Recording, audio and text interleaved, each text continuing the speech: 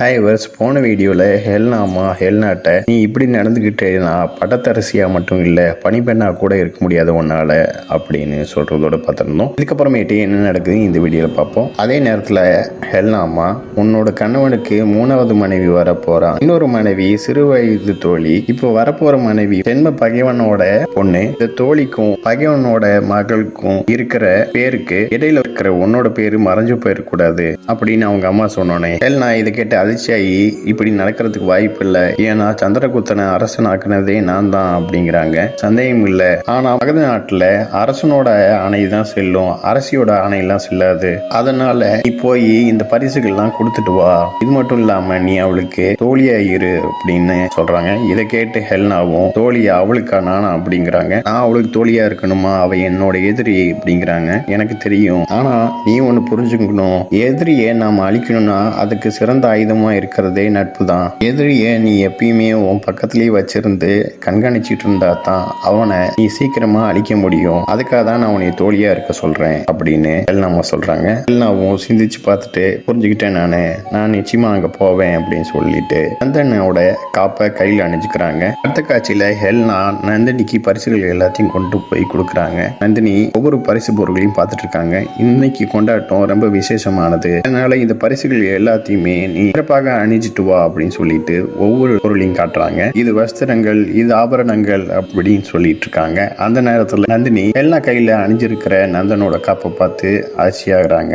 நந்தன் நந்தினிட்ட காப்பு கொடுக்கிற காட்சியை காட்டுறாங்க. நந்தினி அவங்களோட தந்தையை நினைச்சு அழுகுறாங்க. எல்லாம் இந்த பரிசுகள் எல்லாம் பார்த்து இல்ல அணிஞ்சிட்டு வான்னு சொல்றாங்க.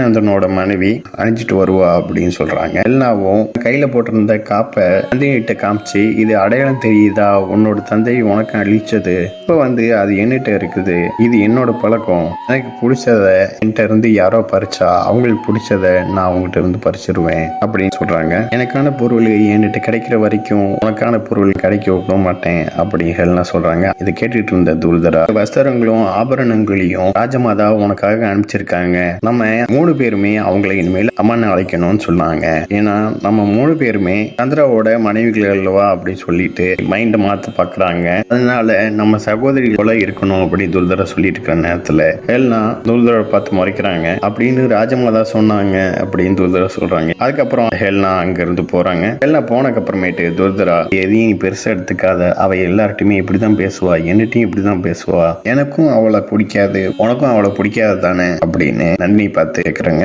ஆனா எனக்கு உன்னையே ரொம்ப பிடிச்சிருக்கு, நம்ம 2 பேரும் சகோதரிகள் போல பழகலாம் அப்படிங்கிறாங்க.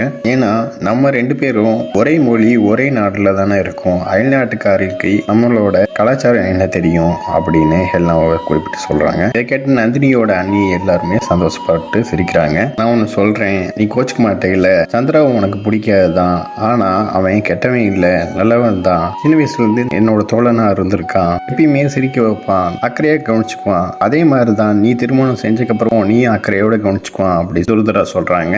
இதை கேட்டு நந்தினியோட அண்ணி எல்லாருமே யோசிக்கிறாங்க. ஆனா நந்தினி மட்டும் கோபமா பாக்குறாங்க. இதோட இந்த எபிசோட் முடியுது. நெக்ஸ்ட் எபிசோட்ல பார்க்கலாம். இந்த சேனல் சப்ஸ்கிரைப் பண்ணுங்க அண்ட் பெல் பட்டனையும் பிரஸ் பண்ணுங்க, லைக் பண்ணுங்க, ஷேர் பண்ணுங்க. தேங்க்யூ.